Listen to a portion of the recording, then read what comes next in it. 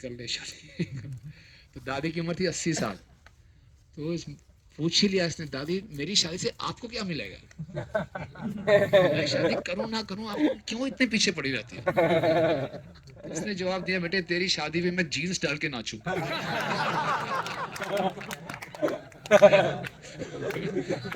मतलब कि इस संसार में हर व्यक्ति नाचना चाहता है। कोई किसी को दिखाने के लिए नाचना चाहता है, कुछ ना कुछ अटेंशन अट्रैक्ट करना चाहता है। और बूढ़ी अम्मा भी 80 साल की उम्र है, लेकिन अगर हम वही नाच रहे हैं, बस थोड़ा सा फर्क है, थोड़ा सा शेल्टर चेंज करना है, पूरा लाइफ बदल जाएगा। तो कितनी विशेष कृपा है गौरांग महाप्रभु हो, नित्यानंद प्रभु सुपर हैवी डोज लेकर आए हैं कलयुग के जीवों के लिए। कि कलयुग के जीवों के पास बहुत बहाने हैं। प्रभुपाद कहते हैं we have millions of excuses for avoiding Krishna consciousness. लेकिन नित्यानंद प्रभु गौरांग महाप्रभु ने ऐसा कर दिया कि आप क्या अच्छा लगता है बताओ, वही कर लो, लेकिन हमारे आंदोलन में आओ। तो इसलिए ये बहुत हमारा विशेष सौभाग्य है, और इस सौभाग्य को बार बार हम याद करते रहें और इसको बांटते रहें, ताकि हमारा भी सौभाग्य बढ़े। प्रभुपाद जी कहते हैं teaching means converting unfortunate into fortunate. प्रचार करने का अर्थ है दुर्भाग्यशाली को सौभाग्यशाली बनाना, और जितना हम इसको बांटेंगे हमारा सौभाग्य और उज्जवल होता जाएगा। और इसी के लिए हम बड़े आसानी से चैंटिंग डांसिंग फेस्टिंग करें, इसके लिए हमारे आचार्यों ने बहुत कष्ट सहे हैं। आज हमें सब कुछ बढ़िया प्लेट पे कितना बढ़िया प्रसाद मिला है। जब शेयर कर रहे थे परम पूज्य लोकनाथ स्वामी महाराज, जब पहला परिक्रमा पार्टी था, यहाँ पे टेंट्स नहीं होते थे, मुश्किल से 70 लोग आए थे, गिने चुने लोग आए थे, और बहुत ऑस्टेरिटीज, सुपर ऑस्टेरिटीज करनी पड़ी थी उनको। हमारे लिए कितना विशेष अरेंजमेंट्स हैं, सब कुछ। आप यहाँ रुकोगे आपको लगेगा ना कि हम कहीं फर्स्ट क्लास स्वीट है ना। शुरू शुरू में आते थे 99 में 98 में, जो टॉयलेट्स की बहुत बुरी हालत होती थी, है ना, कीचड़ होता था एकदम। ठीक है, फर्स्ट क्लास टॉयलेट भी, सीट्स भी अच्छी हैं, बहुत ही कंफर्टेबल रखा आपको लगेगा। और ये आपके जो आप लोग जो कैंप में रुकेंगे 7-8 दिन, आपके लिए मेमोरेबल रहेगा लाइफ में। ऐसा एक्सपीरियंस है आपका, इतना आप गौरांग कॉन्शियस हो जाएंगे। पानी बहेगा तो गौरांग, पानी खत्म होएगा तो गौरांग। आनंद ही आनंद है। नहीं, हमें आनंद मिल रहा है, हमें आनंद देने के लिए हमारे पूर्ववर्ती आचार्यों ने बहुत तपस्या की है, बहुत तपस्या की है। और स्वयं जो चैतन्य महाप्रभु हैं, वो एक भक्त अवतार के रूप में प्रकट हुए, और उन्होंने अपने जीवन से सिखाया कि उन्होंने बहुत तपस्या ली, ताकि हम तक ये संदेश पहुंच सके। ये उनके हृदय की करुणा है, और हमारे आचार्यों ने, गुरु परंपरा ने उन्हीं के इस भाव को स्वीकार किया, और हमने भी इस भाव को स्वीकार करना है। प्रभु जी ने बोला मेरा नाम सन्यास लिस्ट में है, लेकिन आपको जान के खुशी होगी हम सबका नाम सन्यास लिस्ट में, सबका नाम। बोले नहीं आप, ये जबरदस्ती है तो ऐसे थोड़ी होता है। आपने मेरे सारे सपने तोड़ दिए, मैंने हमें से कहीं की हो सकता है मंगनी भी हो गई हो, फिर अभी बात चल रही है, बात होने वाली है, तो क्या जबरदस्ती है? चाहे कोई गृहस्थ आश्रम में जाएगा या ब्रह्मचारी आश्रम में जाएगा, बिना सन्यासी बने कोई योगी नहीं बन सकता। ये गीता में कहते हैं भगवान। कौन से अध्याय में कहते हैं? 6 में। कौन सा श्लोक है? वेरी गुड, 6.2 है ना? क्या है? यम संन्यासम इति प्राहु, यम संन्यासम इति प्राहु योगम तद्विधि पांडव, न ही संन्यस्त संकल्प योगी भवति कश्चन। जिसको लोग संन्यास कहते हैं वो वास्तव में योग है, और बिना कोई संन्यास लिए कोई योगी बन ही नहीं सकता। और प्रभुपाद कह रहे हैं Krishna conscious person is a सन्यासी एज वेल एज योगी। तो संन्यास केवल आश्रम की बात नहीं है, ये एक हृदय की स्थिति है। जब तक हम हृदय से संन्यास नहीं लेंगे, हम भगवान से अपना संबंध नहीं जोड़ सकते, ये तो पक्का है। तो हमें से हर कोई संन्यास लिस्ट पे है। कितने लोग रहना चाहेंगे संन्यास लिस्ट में? जब तक ये भावना नहीं होगी, हम भक्ति में आगे कैसे बढ़ेंगे? और उसके बाद कुछ लोग फॉर्मल, अगर वर्णाश्रम के हिसाब से संन्यास लेंगे तो बहुत अच्छी बात है। वर्णाश्रम के हिसाब से कोई गृहस्थ आश्रम में रह के भी भक्ति करेगा, तब भी उसके हृदय को सन्यासी जैसा हृदय ही रखना पड़ेगा, तभी वो कृष्ण से अपने संबंध को जोड़ पाएगा। तो हृदय से सन्यासी होने का मतलब क्या है? प्रभुपाद इस श्लोक में क्या कहना चाह रहे हैं भगवान? ना ही संन्यस्त संकल्प योगी भवति कश्चन, जब तक कोई सन्यासी नहीं होगा वो योगी नहीं हो सकता। तो वास्तव में इससे सन्यास का मतलब क्या होगा?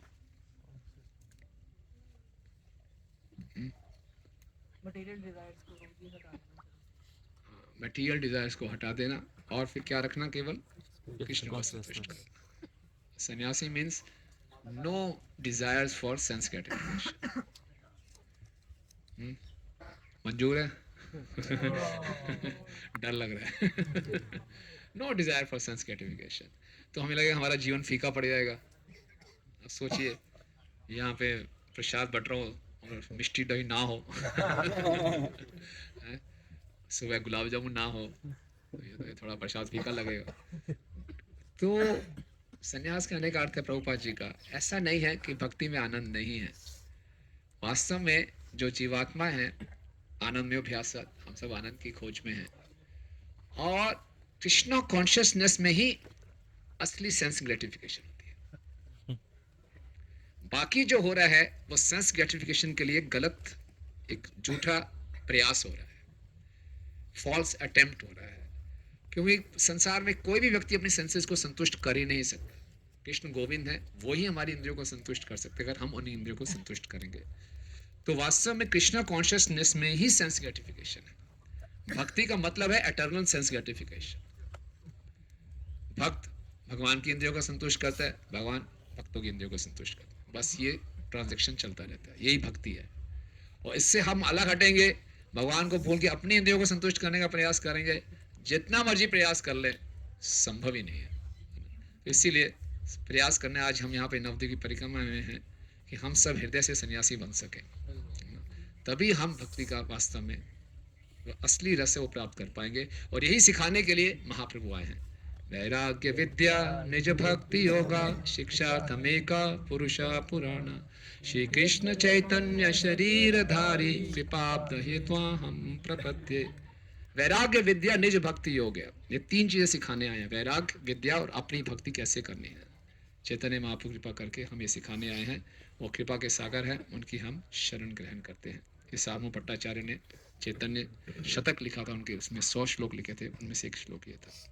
तो इस प्रकार से ये बैकग्राउंड है कि इस कृष्णा कॉन्शियसनेस में आने का मतलब है इट्स नॉट आश्रम कॉन्शियसनेस, इट्स कृष्णा कॉन्शियसनेस। और पूर्ण रूप से कृष्णा कॉन्शियस होने के लिए हृदय में ये वैराग्य। वैराग्य का दूसरा अर्थ है विशेष प्रकार का राग। आत्मा को कहीं ना कहीं तो राग चाहिए। जब कृष्ण से हमारा विशेष राग हो जाएगा तो भौतिक जगत फीका लगना शुरू हो जाएगा। जितनी मात्रा में हम भक्ति में कृष्ण से हमारा राग बढ़ता जाएगा, उतनी जगत मात्रा में भौतिक जगत फीका लगता रह जाएगा। तो इसीलिए हिज होलीनेस निरंजन स्वामी महाराज बताते हैं, सन्यासी का अर्थ है जो किसी से कुछ भी अपेक्षा नहीं करता। जब तक हम अपेक्षा करते रहेंगे, संसार में कुछ अपेक्षा रख रहे हैं, वो केवल आशा बंद है, उसको केवल कृष्ण की कृपा पर भरोसा है, गुरु की कृपा पर विश्वास है, और किसी से कोई अपेक्षा नहीं रखता। ये वास्तव में हृदय की स्टेट को हमने लाना है, तो हम भक्ति में तीव्रता से आगे बढ़ेंगे। तो यही प्रार्थना करनी है इस नवद्वीप परिक्रमा में कि हमारा जो हमें हमारे पूर्ववर्ती आचार्यों ने हमें चैंटिंग डांसिंग फेस्टिंग का इतना आनंदमय आंदोलन दिया है, इसका हम पूरा सही ढंग से लाभ उठा सकें और इसको आगे हम स्प्रेड करने में, इसको प्रचार करने में कुछ सहायता कर सके। तो हमने टॉपिक लिया है कि कैसे महाप्रभु संन्यास लेते हैं। ये बहुत ही मार्मिक लीला है, बहुत मार्मिक लीला है। और ये चैतन्य भागवत के मध्य खंड में अध्याय 26, 27 और 28 में इसका वर्णन है। चैतन्य मंगल में भी लोचन दास ठाकुर जी ने इसका अलग दृष्टिकोण से वर्णन किया है। तो हम मुख्यतः चैतन्य भागवत से करेंगे। तो शिला चैतन्य महाप्रभु निमाई पंडित हैं, पहले आप जानते हैं। निमाई पंडित बहुत बड़े प्रकार पंडित थे, बहुत बड़े विद्वानों को हराते थे। विद्या विलास लीला की उन्होंने, फिर ईश्वरपुरी पाद जी से जाकर उन्होंने दीक्षा ली। फिर जब 24 वर्ष के हुए, जब वो गया से वापस आए अपने पिताजी का श्राद्ध करके, तो संकीर्तन आंदोलन शुरू किया। और महाप्रभु जब संकीर्तन करते थे तो उनकी 3 प्रकार की चेतना रहती थी। बाहिर चेतना, अंतर चेतना, अर्ध बाही अर्ध अंतर चेतना। या तो बाही चेतना में रहते थे निमाई पंडित के रूप में, या अंतर चेतना एकदम गोपियों के भाव में चले जाते थे, या आधा बाहर आधा अंदर की चेतना में रहते थे। ऐसे कई बार एक बार चैतन्य निमाई पंडित बलराम जी बन गए, और बलराम जी बोले वरुणी वरुणी बोलने लगे और नित्यानंद प्रभु ने उनका एक मटका पकड़ा है, वो उसको सभी को पुरानी बनाया। कभी मत्स्य अवतार का रूप धारण कर लेते थे, कभी वराह भगवान बन जाते थे। तो ऐसी एक बारी बहुत भाव में आ गए और उन्होंने क्या करना शुरू किया। एक दिन गोपी भावे जगत ईश्वर, वृंदावन गोपी गोपी बले निरंतर। तो एक बार निमाई पंडित क्या कर रहे थे,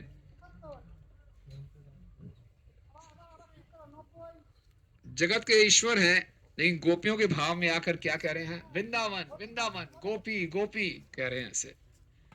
तो ऐसा जब कहने लगे तो एक उनका विद्यार्थी था, वो उनके पास आया किसी काम से, तो वो समझ नहीं पाया कि महाप्रभु का अंदर भाव क्या चल रहा है ना। आप जाएंगे टेंट में, कोई बोल रहा है वृंदावन वृंदावन गोपी गोपी, अरे क्या कह रहा है, कैसे कह रहे हैं, इसको कैसे हो रहा है ना। तो बोले गोपी गोपी के ना बल निमाई पंडित। निमाई पंडित क्या गोपी गोपी बोल रहे हो, गोपी गोपी छाड़ी कृष्ण बलहत रवित। अरे गोपी तुम तो कृष्णा कॉन्शियस होना है, गोपी कॉन्शियस थोड़ी होना है। तो कृष्णा कृष्णा बोले, गोपी गोपी क्या बोल रहे कि पुण्य जन्मी बे गोपी गोपी नाम लैला, कृष्ण नाम लैला सहे पुण्य वेद बल। अरे गोपी का नाम लेने से कौन से पुण्य मिलने वाले हैं, सारे वेद ये कहते हैं कृष्ण का नाम लो तो मालूम चलेगा। भिन्न भाव प्रभु से अज्ञ नहीं बुझे, प्रभु बोले दास्य कृष्ण कौन जाने भजे। तो वो समझ नहीं पाया। तो चैतन्य महाप्रभु निमाई तो अपने आंतरिक मूड में थे, गोपियों के मूड में थे। बोले किसका नाम ले लिया आपने, वो तो एकदम कृतज्ञ है, कृष्ण बिल्कुल कृतज्ञ है ना। कृष्ण ने क्या क्या किया, बोले बाली का पीछे से तीर मार के हत्या कर दी। ये कोई कृष्ण है आपका, बलि महाराज के पास है वामन देव बन के इतना बड़ा धोखा दे दिया। सूर्पणखा बेचारी आई उनका संग करने के लिए, उसका नाक कटवा दिया, उसके कान काट दिए। तुम उस कृष्ण का नाम ले रहे हो मेरे सामने, वो लंपट है, वो धोखेबाज है, वो कृतज्ञ है। जब ये सब बातें सुनी तो वो व्यक्ति एकदम परेशान हो गया, देखो कृष्ण को गालियां दे रहे हैं तो और ये बोलता है मैं वैष्णव हूं और कृष्ण को गालियां दे रहा है। तो बोले पागल हो, गोपी गोपी बोलो, कृष्ण कृष्ण मत बोलो। तो निमाई को इतना गुस्सा आया, निमाई ने एक डंडा पड़ा था उठा लिया और उसके पीछे भागने लगे।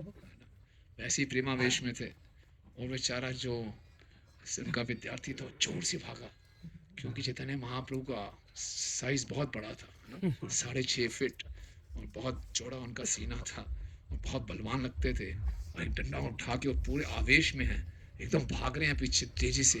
वो तो अपनी जान बचाने के लिए भागा और भक्तों ने किसी ढंग से निमाई पंडित को रोक लिया। तो यहाँ पे हम देखते हैं कि अक्सर जो चैतन्य महाप्रभु हैं वो जन साधारण के बीच में अपनी एक्सटेसी नहीं दिखाते थे।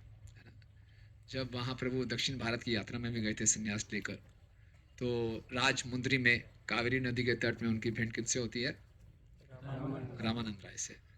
और रामानंद राय दूर से ही देख लेते हैं, क्योंकि रामानंद राय का जो नित्य स्वरूप है वो क्या है, विशाखा देवी।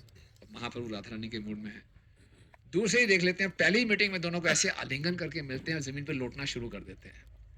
और रामानंद राय वहाँ के गवर्नर थे, उनके साथ और बहुत से लोग थे, सम्राट ब्राह्मण भी थे। तो बोले क्या है, इतने गंभीर हैं ये गवर्नर और ये सन्यासी कैसा है, ये सन्यासी जैसे किसी गवर्नर का आलिंगन करके ज़मीन पे लौट रहा है, कैसा सन्यासी है ना, तो ठीक नहीं है। तो महाप्रभु तो तुरंत उनके आंतरिक भाव को भांप गए और उन्होंने तुरंत बाहिर चेतना में आ गए। तो जो वरिष्ठ भक्त होते हैं वो हमेशा अपनी एक्सटेसी दिखाते नहीं हैं। अक्सर बहुत से ऐसे सहीजिया होते हैं जो कि कृष्ण का नाम लेंगे, राधा रानी का नाम लेंगे और आंखों से आंसू ले आएंगे, रोते रोते लेक्चर देंगे। तो उन्हें कितने रसिक भक्त हैं। तो ये रसिक भक्तों की निशानी नहीं है। रसिक भक्त कौन होते हैं, इनके पूरे जो लक्षण हैं भक्ति रसायन सिंधु में रूप गोस्वामी जी बताते हैं। कोई भाव की अवस्था में पहुंचता है उसके 9 लक्षण बताते हैं। तो हमें धोखा नहीं खाना चाहिए कि ये रसिक भक्त है, जो बाहर से एक्टिंग कर रहा है वो रसिक भक्त हो गया। तो ये जो सम्राट ब्राह्मण था ये समझ ही नहीं पाया कि निमाई पंडित के अंदर क्या चल रहा है। और कई बारी हम भी अपने वरिष्ठ भक्तों के अंदर क्या चल रहा है हम समझ नहीं पाते और हम जज कर लेते हैं कि देखो ये ऐसे हैं, वे वैसे हैं। और कई बारी हम अपने से वरिष्ठों को फिर थोड़ा सलाह मशवरा देना भी शुरू कर देते हैं, प्रभु जी ऐसा नहीं, ये ठीक नहीं रहेगा, ऐसा करो, आपकी भक्ति ठीक नहीं चल रही है। एक प्रकार से यही तो बोल रहे थे कि आप गोपी गोपी बोल रहे हो, आपको कृष्ण कृष्ण बोलना चाहिए। ऐसा इंसिडेंट आता है जब माधवेंद्रपुरी पाद जी अपने अंत्य लीला में थे, शरीर छोड़ने वाले थे, और वो भगवान के विरह में क्रंदन कर रहे थे कि मैं कृष्ण प्रेम प्राप्त नहीं कर पाया, और जोर जोर से रो रहे थे। और उनके एक नालायक शिष्य थे, क्या नाम था उनका, रामचंद्रपुरी, वो अपने गुरु को आदेश दे रहे हैं, बोले ब्रह्मभूत प्रसन्न आत्मा न सोचती न कांक्षती, भ्रम पे ध्यान लगाओ, ये आपको रोना ठीक नहीं लगता। तो उनको इतना गुस्सा आया, वो निकल जाओ मेरे सामने से, तुम्हारा चेहरा देखते हुए मैं प्राण त्यागूंगा तो नरक में जाऊंगा। तो पहला बार ऐसा इंसिडेंट आता है कि गुरु शिष्य को त्याग रहा है, अक्सर गुरु शिष्य को त्यागते नहीं है, लेकिन यही गलती उन्हीं का शिष्य कर रहा है। निमाई पंडित ने एक स्कूल खोला था जब वो गया से दीक्षा लेकर आए थे, तो वो तो बोलते मैं स्कूल वगैरह सब बंद कर देता हूँ, मैं केवल कृष्ण कृष्ण बोलूंगा। लेकिन सारे स्टूडेंट्स ने बोला नहीं, आप स्कूल बंद मत करो। तो निमाई पंडित ने पहली बार ये शुरू किया था, हरिहराय नमः कृष्ण यादवाय नमः, हराय नमः कृष्ण यादवाय नमः, हरिहराय नमः कृष्ण यादवाय नमः, हरिहराय नमः कृष्ण यादवाय नमः, गोपाल गोविंद राम श्री मधुसूदन, गोपाल गोविंद राम श्री मधुसूदन, गोपाल गोविंद राम श्री मधुसूदन। गोपाल गोविंद राम श्री तो मधुसूदन। पहली बारी निमाई ने संकीर्तन शुरू किया था, और वो संकीर्तन इतना दिव्य था, हमने तो ऐसे ही बोल दिया, निमाई की आंखों से अश्रुधारा बहने शुरू हो गए थे, और जितने भी विद्यार्थी बैठे थे सबको ऐसा लग रहा था कि प्रेमावेश आ गया था। और उसके बाद निमाई पंडित ने बोला कि अब मैं कोई टोल वोल नहीं चलाऊंगा, स्कूल नहीं चलाऊंगा। लेकिन सब विद्यार्थियों ने बोला नहीं निमाई, हम आपको छोड़ के नहीं जाएंगे, साथ में रहेंगे। और वही उन्हीं में से एक विद्यार्थी आके बोल रहा है ना, कि उन्होंने निमाई ने सिखाया कृष्ण का नाम लेना है, और वही उनको सिखा रहा है कि आपको कृष्ण का नाम लेना चाहिए, गोपी गोपी क्यों बोल रहे हो, गोपी बोलने से कौन सा आपका शुद्धिकरण हो जाएगा। क्योंकि वो नहीं जानते कि भगवान से ज्यादा शुद्धिकरण होता है भगवान के भक्तों का गुणगान करके, ये हम समझ नहीं पाते। और ये बताया गया है चैतन्य भागवत में, वृंदावन दास ठाकुर कहते हैं कि अगर कोई भगवान की भक्ति कर रहा है और जो भगवान के भक्तों की महिमा नहीं जानता, भगवान के भक्तों में श्रद्धा नहीं रखता, वो केवल एक भक्ति का कैटअप कर रहा है, वो दम्भी है। दम्भी जानते हो, दिखावा कर रहा है केवल। तो ये बहुत आवश्यक है कि अगर हम भक्ति में आगे बढ़ना चाहते हैं, तो महाप्रभु निमाई पंडित अपने आश्रम से सिखा रहे हैं कि गोपी का नाम ले रहे हैं, वृंदावन का नाम ले रहे हैं, और भक्तों के माध्यम से ही हम भगवान को प्राप्त कर सकते हैं। लेकिन हम लोगों का हृदय, बद्ध जीव का हृदय इतना कठोर हो जाता है कि इतना सुनने के बाद भी हमारे हृदय में एक तीव्र इच्छा उत्पन्न नहीं हो पाती कि हम भक्तों की सेवा करें, भक्तों को प्रसन्न करें, और भक्तों को प्रसन्न करके हम भगवान को प्रसन्न कर सकते हैं। हमें लगता है नहीं, शायद हमारा डायरेक्ट प्रभुपाद जी से या गुरु महाराज से डायरेक्ट ही कनेक्शन है ना, तो हमारा काम चल जाता है ऐसे। तो हमें जरूरत महसूस नहीं होती, वो डेस्परेशन नहीं है। तो इस जो सम्राट ब्राह्मण था, उसको लग रहा है क्या गोपी गोपी बोल रहे, फालतू की बात बोल रहा है। तो ऐसे करके वो भागा, बहुत जोर से भागा, और बहुत जोर से भागते भागते वो महाप्रभु चिल्ला रहे हैं पकड़ो पकड़ो इसको, किसी ढंग से दूसरे भक्तों ने उनको पकड़ लिया, और ये बंदा समझ नहीं पा रहा स्मार्ट ब्राह्मण, बहुत ही हांफते हांफते ये दूसरे अपने ब्राह्मण मित्रों के पास पहुंचा, है ना। और जब वो पहुंचा, सांस फूल रहा था उसका, और बाकी सारे विद्यार्थी बैठे थे, क्या हो गया क्या हो गया। तो उसने बोलना शुरू किया कि आज पूछो मत, आज तो मैं जिंदा बच के वापस आ गया हूँ, बहुत सौभाग्यशाली हूँ, जान बची लाखों उपाय हैं। और फिर बोलने लगा कि सब लोग बोलते हैं कि नमाई जब से गया से आया है बहुत बड़ा साधु बन गया है। तो मैं ऐसे ऐसे उसको घर में मिलने गया, घर में मैं गया तो देखा पागलों की तरह गोपी गोपी बोल रहा है। तो मैंने उसको बोल दिया, भाई गोपी गोपी क्यों बोल रहे हो, कृष्ण का नाम लो, मैंने कोई गलत किया क्या। तो मैंने इतना ही बोला कि अरे पंडित ये क्या कर रहे हो आप, सारे शास्त्रों में लिखा कृष्ण का नाम लेना चाहिए, कौन सी गोपी गोपी का नाम कर रहे हो। बस सुनना गया था, यही वाक्य सुनी महा क्रोध अग्नि है, ठेंगा है ते अमर अला दाई दिया। मेरे इतने शब्द सुनने ही थे, गुस्से से जलने लगे वो, और एक डंडा उठा के मेरे पीछे भागने लग गए। और फिर क्या किया, कृष्ण रो हैला यते गाला गाली तहा आर मुखे आमे अनिते ना पारी। ये तो छोड़ो, मेरी तो कोई बात नहीं, कृष्ण को गालियां देने लग गया। और ऐसी ऐसी गालियां देने लगा, मैं दोहरा भी नहीं सकता। कितना शरीफ बन रहा है। कृष्ण को ऐसी गालियां दे रहा है, मैं दोहरा नहीं सकता, और कृष्ण को गालियां दे रहा है। ये तो मेरा सौभाग्य था, मैं बच गया। आज तो पता नहीं मेरे साथ क्या होता। अब बाकी लोगों ने सुना तो बाकियों को क्या रिस्पॉन्स हुआ होगा, क्या कैसे आपका? बाकी ब्राह्मणों ने सुना तो क्या लगा होगा उनको? हम्म? किसको? बाकियों ने बोला, सुनिया हसाए सब महामूर्ख गाने, बाली तेला गेरा ये यार ये न लाए माने। जो जितने भी थे सब हंसने लगे, है ना? और महामूर्ख थे सबके सब। और सब बाली तेला गेरे यार ये न लाए माने। जो जिसके मन में आ रहा था वो महाप्रभु के विषय में बोलना शुरू कर दिया, है ना? जो जिसके मन में आ रहा था। कोई बोला था ये कैसा वैष्णव है भाई, कहता मैं वैष्णव हूँ और ये कृष्ण का तो नाम लेता ही नहीं। वैष्णव होने के लिए मिनिमम क्वालिफिकेशन है कि चैंटिंग तो कर रहा हो, है ना? वो चैंटिंग करता है, गोपी गोपी गोपी, कोई ऐसा चैंटिंग कर रहा है उसको वैष्णव बोलेंगे? ये चैंटिंग नहीं करता, बोलते मैं वैष्णव हूँ। दूसरा, अगर ये वैष्णव है इसको तो ब्राह्मणों के अंडर रहना चाहिए, ये कैसा वैष्णव है कि ब्राह्मणों पे आक्रमण कर रहा है ना? फिर तीसरे ने बोला ये समझता क्या है, ये ऊंची जाति का ब्राह्मण है, जगन्नाथ मिश्र का बेटा है, तो हम कौन सी नीची जाति के ब्राह्मण हैं, है ना? हम भी दिखा देंगे इसको। तो बहुत हो गया, इसकी बहुत हमने हरकतें सुन ली हैं, अब हम रुकेंगे नहीं। और आज ये तुम्हारे पीछे लाठी लेके भागे, कल हमारे पीछे भागेगा। अब इसकी हिम्मत बढ़ती जा रही है। अब ये सबने ऐसे प्लानिंग बनाना शुरू कर दिया, चलो चलो चलो चलते हैं, इसके घर में इसकी पिटाई करके आते हैं। तो कहाँ से कहाँ पहुंच गए। तो इसीलिए वृंदावन ठाकुर क्या कह रहे हैं, महामूर्ख, सबके सब महामूर्ख। होता ऐसा ही है, जब कोई व्यक्ति हमारे पास कोई खबर लेकर आता है तो हमें कुछ पता नहीं वहां पे क्या हुआ, हम अपनी एक्सपर्ट कमेंट्री शुरू कर देते हैं। यहाँ पे सब अपनी एक्सपर्ट टीका दे रहे हैं कि वो वैष्णव नहीं है, वो उस कोटि का ब्राह्मण है तो हम भी उस कोटि के ब्राह्मण हैं।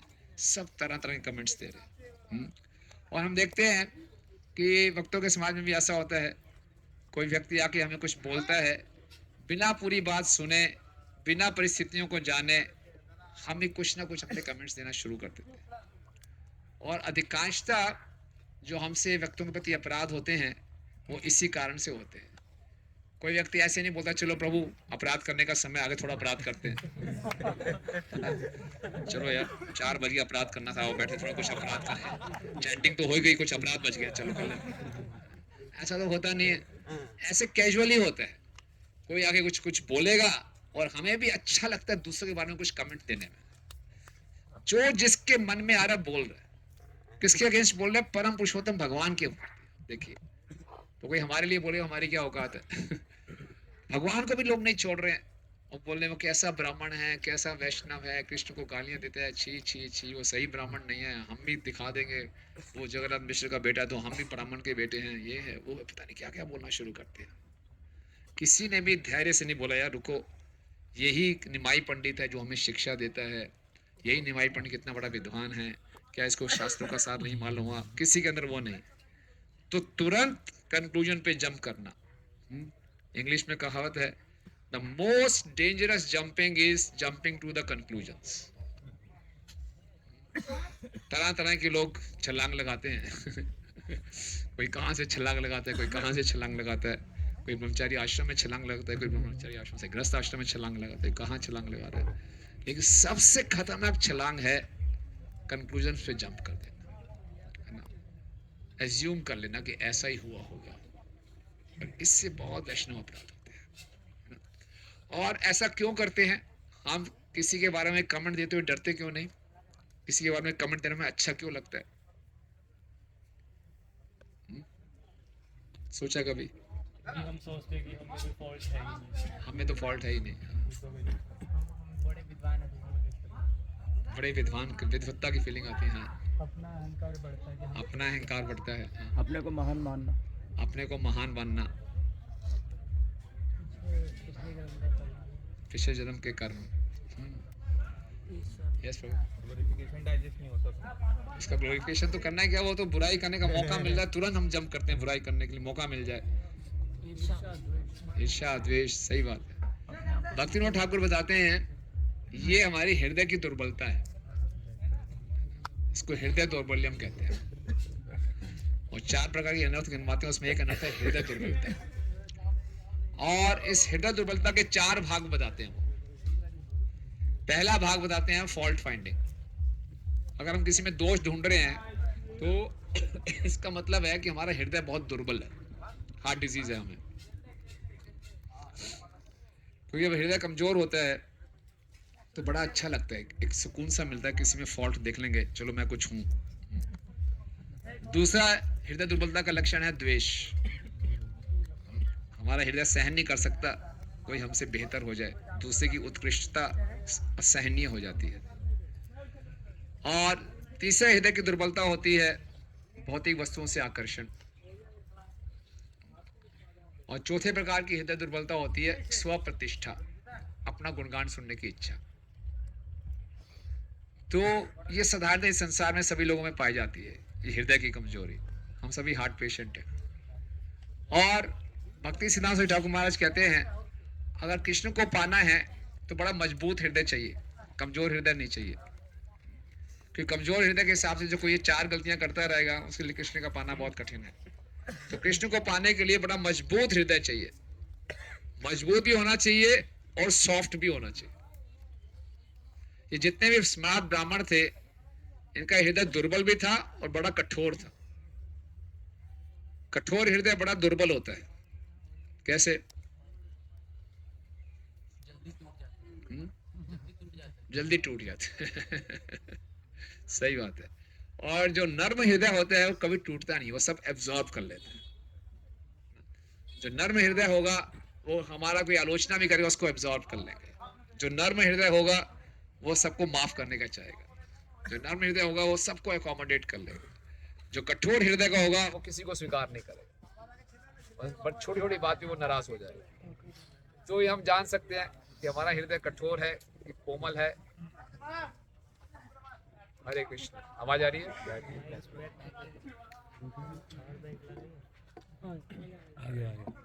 हरे कृष्ण, आ गई? हरे कृष्ण, कहाँ तक आवाज नहीं आई थी आपको? 1 सेकंड ही हुआ था। तो कठोर हृदय होगा तो जल्दी टूटेगा। अक्सर लोग उल्टा समझते हैं क्या इसका हृदय बड़ा कमजोर है, बहुत जल्दी नाराज हो जाता है जो बहुत जल्दी हम नाराज होते हैं ये कठोर हृदय की निशानी है। और कठोर हृदय वाला व्यक्ति, उसका हृदय कमजोर होगा, वो भक्ति करने से डरेगा, आगे बढ़ने से डरेगा। हरे कृष्ण।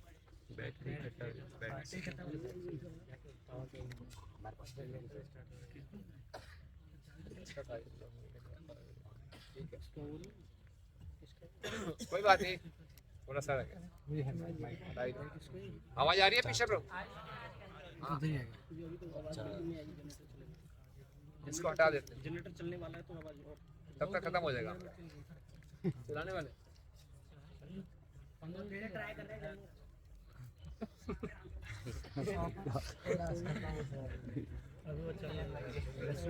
तो किसी पे कमेंट देना, किसी को जज कर लेना और अपने मनमानी ढंग से उसके बारे में बात करना अक्सर हमसे इसी तरह से अपराध होते हैं। और नवदीप धाम में आके हमें प्रार्थना करनी है, जैसे सुबह बताया जा रहा था, तार मध्य सर्वश्रेष्ठ नाम संकीर्तन, निन अपराध नाम लय पाए प्रेम धन, बोलो करे प्रेम धन हरिनाम संकीर्तन।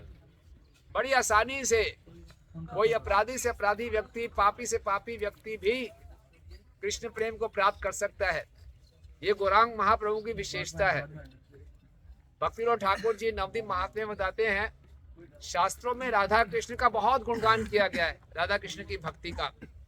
और कृष्ण प्रेम को ही जीवन का लक्ष्य बताया गया है।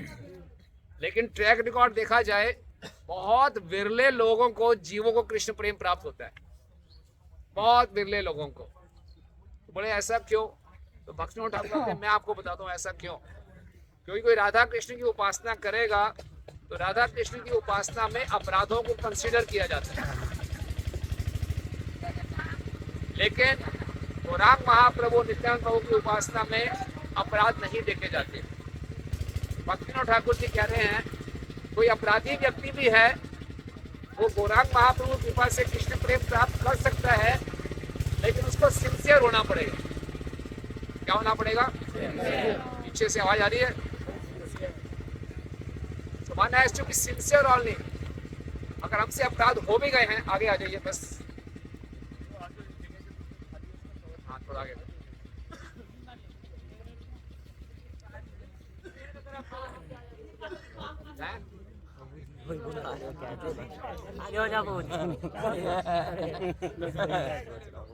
बीच में आ जाओ।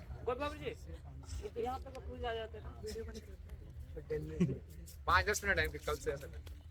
आप आगे आ जाओ थोड़ा सा तकलीफ। इसके बाद 5 बजे क्लास है। थोड़ा आगे आ जाइए पीछे। सीधा डायरेक्ट कमेंट कर दिया। हाँ, मैंने डायरेक्ट कमेंट कर दिया।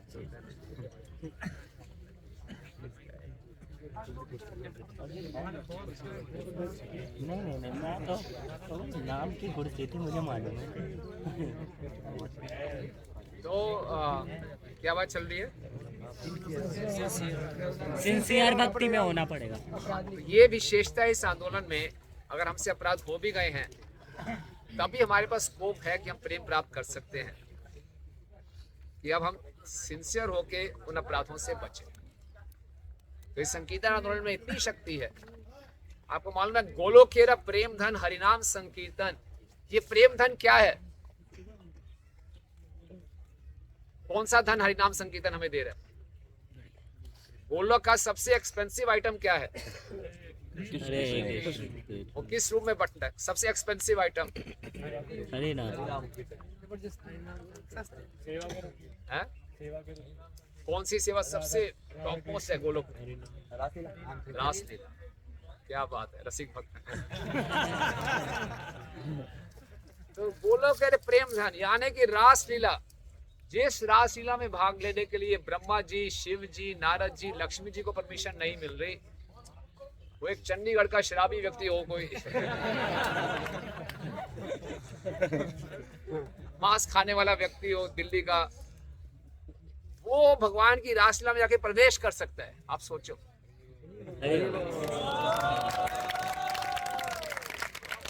कमाल की बात है। लक्ष्मी जी बेलवन में तपस्या करती जा रही हैं, और एक बात जी जो चंडीगढ़ में था,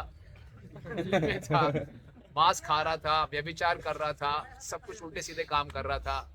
गलती से प्रभुपाद की पुस्तक हाथ में आ गई, 4 नियम पालन करना शुरू कर दिया, दीक्षा हो गई, हरिनाम में नाचने लग गया, वो रासलीला में भाग ले सकता है। इतनी बड़ी बात है, ये हम रियलाइज नहीं करते, क्योंकि हम सोचते हम यहीं खुश है, रासलीला में कौन जाएगा यार, पता नहीं क्या यही ठीक है यार, अपनी लीला चल रही है, बहुत बढ़िया, हम अपनी लीला में ही मस्त है। लेकिन हम जितना सुनेंगे, जितना प्रभुपाद के तात्पर्यों को अच्छे ढंग से पढ़ेंगे, समझेंगे, तो प्रभुपाद की कृपा से हम जान पाएंगे ये संसार सज्जन व्यक्तियों के लिए नहीं है। 1927 में प्रभुपाद जी गुरु महाराज ने बोला, भक्ति सिद्धांत सरस्वती ठाकुर महाराज ने, this material world is not a fit place for a gentleman. आप सभी तो सज्जन व्यक्ति हैं, हम सब सज्जन व्यक्ति बनने का प्रयास करें। तो यहाँ पे हम रहते हुए, इतने सुंदर आंदोलन में रहते हुए, छोटी छोटी गलतियों के कारण इतना बड़ा मौका खो बैठते हैं। छोटी छोटी गलतियां कैसे इन ब्राह्मणों ने की, इनको वृंदावन ठाकुर महामूर्ख कह रहे हैं, भगवान के विषय में ऐसे कमेंट्स दे रहे हैं, मन माने कमेंट्स। इसी ढंग से हम नहीं जानते कौन भक्त, भक्ति बहुत आंतरिक है, कौन भक्त कौन सी अवस्था में है। हमें मौका मिलता है किसी के बारे में कुछ कमेंट देने का, हम ऐसे कमेंट दे देते हैं, उससे जो हमारे गोलोक के प्रेम धन होते हुए भी हम उस धन का पूरा लाभ नहीं उठा पाते। तो इससे शिक्षा मिलती है हमें। और सारे ब्राह्मण ये कहने लगे यार अभी तक तो हम उसके विद्यार्थी थे, इसका मतलब ये थोड़ी हमारा गोस्वामी बन जाएगा, हमारी पिटाई करना शुरू कर देगा, हम सब यूनियन बनाएंगे। देखो कैसे उसकी हिम्मत होती है हमारे को पीटने की, और दोबारा उसने ऐसी हरकत की तो हम छोड़ेंगे नहीं उसे। तब ये बात महाप्रभु तो अंतर्यामी है, महाप्रभु को मालूम चल गया कि ये लोग मेरे बारे में ऐसा सोच रहे हैं, हमारे बारे में कोई ऐसी बातें करें तो हमें कैसा लगेगा, दुख पहुंचेगा। जब भगवान वराह भगवान बन के आए थे और पृथ्वी को गर्भोदक सागर से ऊपर उठा रहे थे तो हिरण्याक्ष पीछे पीछे था। हिरण्याक्ष ने बोला जंगली पशु, डर गया क्या? भगवान को बहुत गालियां दी, भागवत में वर्णन आता है, बहुत गालियां दी। तो महादेव जमीन पे रहते हो, पानी में रहते हो, जंगली कहीं के, डर गए क्या? मुझसे आओ, हिम्मत हो तो लड़ाई करो। भगवान ने उसकी परवाह नहीं की कुछ। लेकिन वहां पे भागवत में वर्णन आता है हिरण्याक्ष के कटु वचन सुन के भरभरा भगवान को बहुत दुख हो रहा था। और प्रभुपाद जी तात्पर्य में लिखते हैं इसका मतलब ये है भगवान भी एक व्यक्ति है। जब हम उनको प्रेम से पुकारते हैं हरे कृष्णा कृष्णा कृष्णा हरे हरे, हरे राम राम राम हरे हरे, तो भगवान को बहुत खुशी होती है। और जब बड़े आधे अधूरे मन से हरि नाम लेते हैं, सोते हुए हरि नाम लेते हैं, नेग्लेक्टफुली हरि नाम लेते हैं, तो भगवान को दुख पहुंचता है। या कोई भगवान के बारे में गलत तरीके से बात करता है तो भगवान को दुख पहुंचता है। तो चैतन्य महाप्रभु को दुख पहुंचा कि ये लोग कैसे अपराध कर रहे हैं। और महाप्रभु ने सोचा मैंने तो अवतार लिया था इन सबका उद्धार करने के लिए, और ये अगर अपराध कर देंगे तो इनका उद्धार कैसे होगा। तो महाप्रभु ने सोचा अब मुझे योजना बनानी चाहिए, इनका मैं कैसे उद्धार करूं, मैं कुछ ऐसा कार्य करूं। हालांकि ये मुझसे द्वेष कर रहे हैं, मुझ में दोष देख रहे हैं, लेकिन ये मजबूर हो जाए मुझे आदर देने के लिए तो इनके अपराध समाप्त हो जाएंगे। तो फिर महाप्रभु ने सोचा अब मुझे संन्यास लेना चाहिए। तो जब मैं संन्यास लूंगा तो सन्यासी को देख के जबरदस्ती प्रणाम करना ही पड़ेगा। सन्यासी के बारे में उल्टा सीधा बोलते हुए सोचना पड़ेगा, है ना। क्योंकि आज भारतीय समाज में सन्यासियों की कुछ आदर किया जाता है, तो ये लोग अपराध करने से बच जाएंगे। तो ये महाप्रभु के संन्यास प्राप्त करने का एक बाहरी कारण था। महाप्रभु के संन्यास लेने के कुछ आंतरिक कारण भी हैं, वो हम कल थोड़ा विस्तार में चर्चा करेंगे।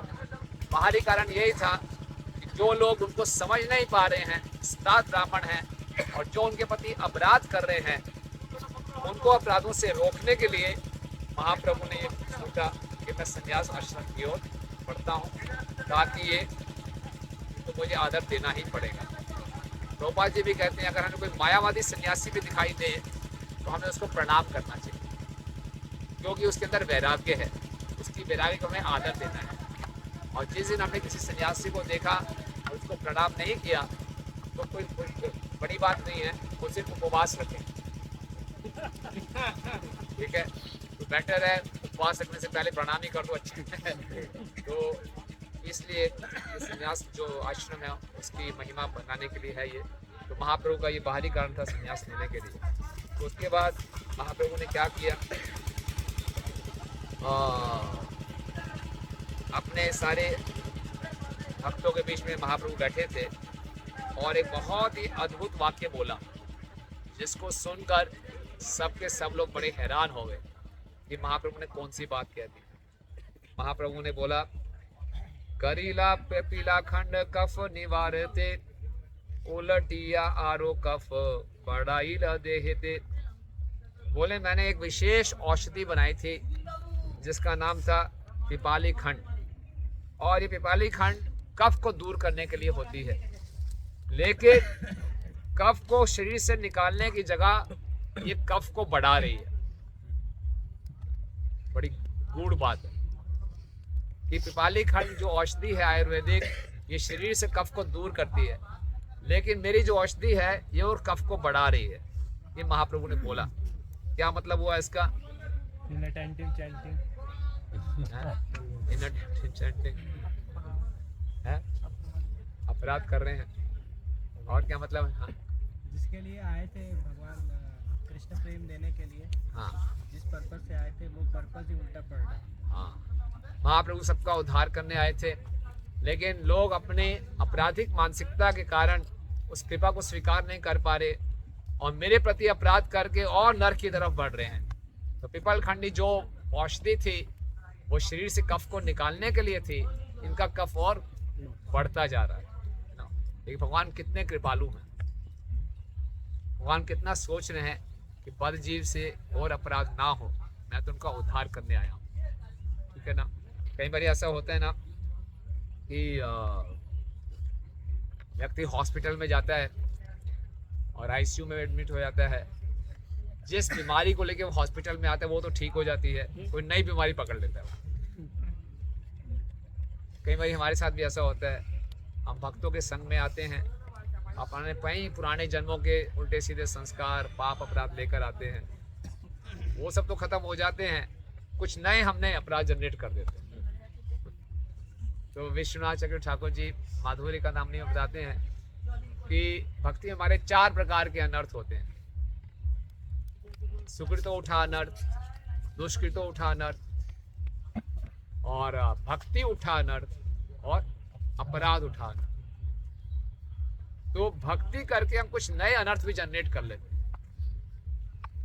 भक्ति में आए थे हम पुराने बैगेज को हटाने के लिए, तो पुराना बैगेज तो है ही है, कुछ नया बैगेज और डाल दिया। इसी ढंग से महाप्रभु आए सब बदजीवों का उद्धार करने के लिए, लेकिन महाप्रभु के प्रति अपराध करके वो अपने जीवन को और खराब कर रहे हैं। तो ये सोचकर महाप्रभु को बहुत दुख हो रहा था। तो इसके बाद हम कल चर्चा करेंगे कैसे महाप्रभु फिर अपने इस संन्यास के प्रोग्राम के विषय में अपने पार्षदों से चर्चा करते हैं, उनका क्या रिएक्शन होता है और कैसे महाप्रभु अपनी इस योजना को अच्छे ढंग से कार्यान्वित करते हैं। ठीक है, हरे कृष्ण। आज हमने मुख्य चर्चा की कि सन्यासी और योगी में कोई अंतर नहीं है। अगर हमने वास्तव में भक्ति योगी बनना है तो हृदय से हमें सन्यासी बनना पड़ेगा। भगवद्गीता के 6 अध्याय के 2 श्लोक में भगवान ये बताते हैं। और सन्यासी का अर्थ है हमारे हृदय से सन्यास, यानी कि हम भौतिक जगत में कोई भी इंद्र तृप्ति की रक्षा ना रखें, केवल एक हृदय में एकमात्र इच्छा है कैसे कृष्ण और गुरु को प्रसन्न करना। और फिर हमने चर्चा की कैसे निमाई पंडित थे, गोपी का नाम कह रहे थे, कैसे लोगों को गलत समझा और हमने कुछ उनसे शिक्षाएं लेने का प्रयास किया। ठीक है, किसी कोई प्रश्न है क्या? 2 प्रश्न ले सकते हैं।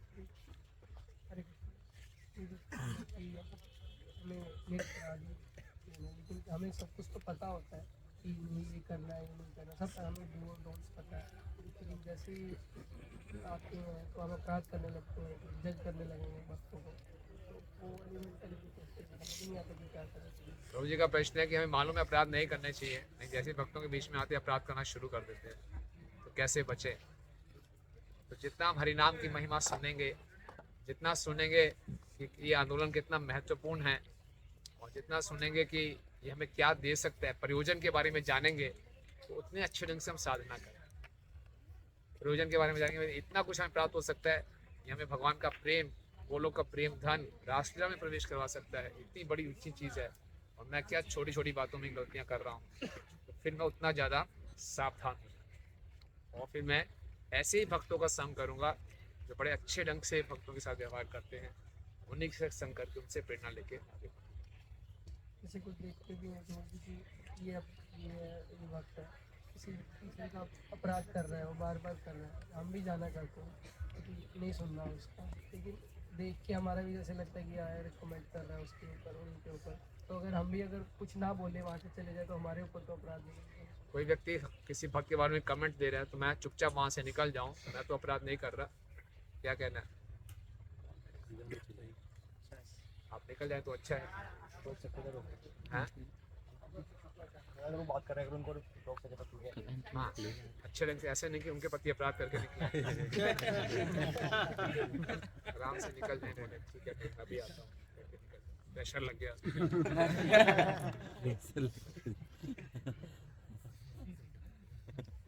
भक्ति में सिंसियर थोड़ा भक्ति में सिंसियर होना, भक्ति में सिंसियर होने का मतलब है प्रभु जी, कई मतलब निकाले जा सकते हैं इसका।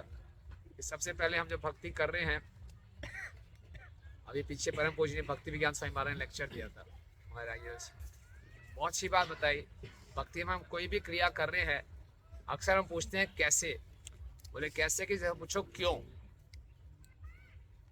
मैं काम क्यों कर रहा हूँ, ये श्रवण क्यों कर रहा हूँ, चैंटिंग क्यों कर रहा हूँ, ये लेक्चर क्यों दे रहा हूँ, पुस्तक क्यों बांट रहा हूँ, क्या असली उद्देश्य है। प्रभुपाद को प्रसन्न करना, याद दिलाना अपने आप को, जो हमेशा इस लक्ष्य पे केंद्रित रहेगा, हमें इसलिए भक्ति कर रहा हूँ, वो सिंसियरिटी है। जब हमारी भक्ति के उद्देश्यों में कुछ मिश्रण हो जाता है तो वो इनसिंसियर हो जाता है। शुद्ध उद्देश्य रखना वो सही। यस प्रभु। हरे कृष्ण प्रभु जी, जैसे बाहर से जो अपराध होते हैं वो तो रोकते हैं, लेकिन जो मानसिक रूप से जो अपराध होता है उस पर कैसे रोक सकते हैं?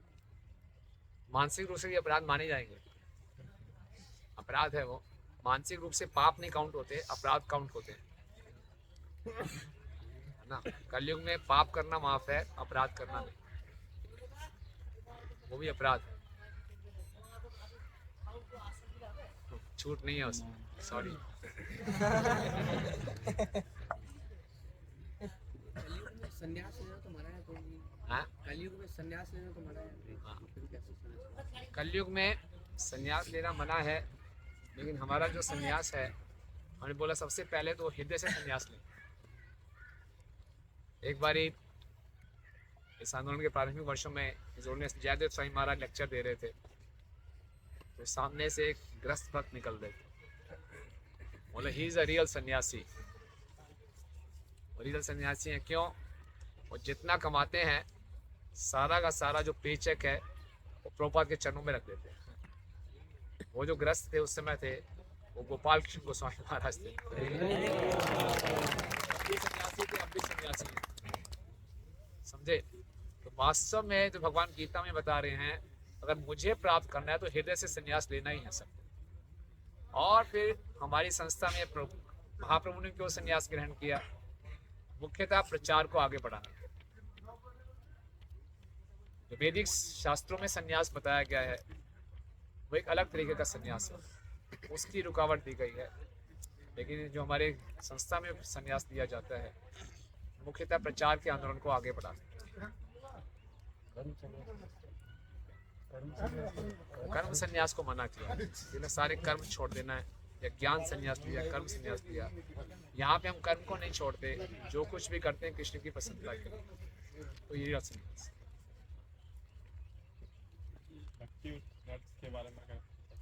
भक्ति उठाओ नर्थ, भक्ति उठाओ नर्थ आके हमारा जो भक्ति करने का उद्देश्य है उसमें मिश्रण हो जाता है, अपने कुछ सेल्फिश डिजायर सा। वैसा तो सुन रहे थे कि जैसे अभी हम मतलब भक्ति कर रहे हैं तो कुछ अपराध कर देते हैं और उसके लिए हम किसी क्षमा मांगते हैं, तो उससे भी कुछ अनर्थ मतलब आ जाता है।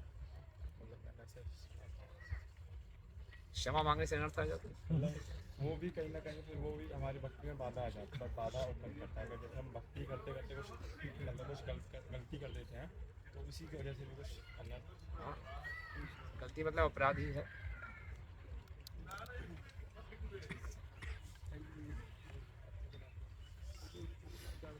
जैसे हम शुरू में आते हैं तो हमारी डिपेंडेंसी बहुत रहती है, और भक्तों के ऊपर सावधान भी रहते हैं भक्तों के बीच। और जैसे हम मतलब भक्ति में काफ़ी समय बिता देते हैं और कुछ सेवा आ जाती है हमारे पास, तो लगता है कि सब कुछ हम ही कर रहे हैं, और मतलब भक्तों का कमी देखना ना और ज़्यादा हो जाता है, अवेयर नहीं रहते, सावधान, डिपेंडेंसी भी खत्म हो जाती है। तो ये सब अच्छा प्रश्न है बाबू जी का। भक्ति के प्रारंभिक वर्षों में तो हमें लगता है कि हम पूर्ण रूप से भक्तों की कृपा पर निर्भर हैं, बाद में थोड़े से एक्सपर्ट हो जाते हैं तो हमें लगता नहीं कृपा पर निर्भर हैं, सब कुछ हो ही जाता है, मैं कर ही लेता हूँ, और फिर हम दूसरों पे ज़्यादा कमेंट्स भी दे, तब आसानी हो जाता है, अपने आप को हम श्रेष्ठ मानना शुरू कर देते हैं। यही माया की चाल है।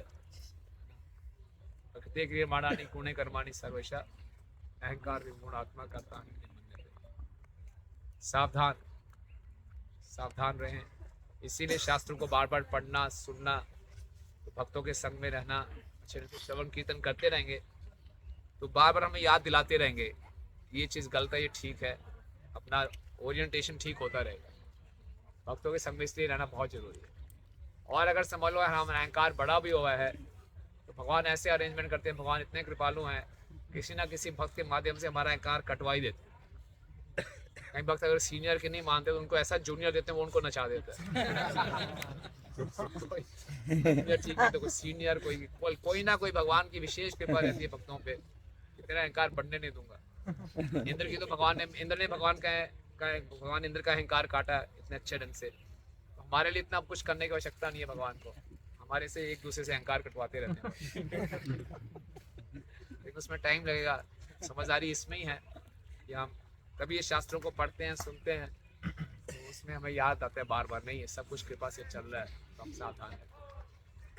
तो श्रवण कीर्तन चलता रहे साधुओं के संग में तो हम बचे रहे। ठीक है, लास्ट क्वेश्चन। हरे कृष्ण। प्रभु जी, आपने दुर्बलता के बारे में बताया, हृदय की दुर्बलता, तो वो जैसे कठोरता की वजह से आती है, तो वो कठोरता कैसे खत्म होगी, कैसे कम होगी, और उसके लिए क्या मतलब रेमेडी है? जितना हम भक्तों की भगवान की कृपा के बारे में सुनेंगे हमारा हृदय द्रवित होगा। जितना हरिनाम को सुनेंगे हृदय द्रवित होगा कि भगवान कितने कृपालु हैं। जितना सुनते जाएंगे, सुनने से, उसके मनन करने से हमारा हृदय परिवर्तन होता है। पहले से परिवर्तन हुआ तभी हम यहाँ बैठे हैं। कौन छोड़ के आएगा शहर में यहाँ पे किसी को फोटो भैया मैं यहाँ रहता हूँ, टॉयलेट दिखाओ।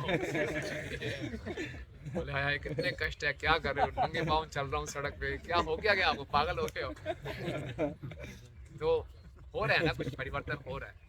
तो इसी प्रोसेस में लगे रहेंगे तो हृदय परिवर्तन होता रहेगा, लगे रहेंगे। ठीक है, आप सब भक्तों का बहुत बहुत धन्यवाद। गोद्रुम द्वीप के प्रभु के, राम महाप्रभु के, उनकी धाम परिक्रमा के, गुरु श्रील प्रभुपाद की, कोटि वैष्णव वृंद की, गौर प्रेमानंद प्रभुपाद। प्रभु जी का धन्यवाद करें एक बार हरिनाम लेकर के। हरे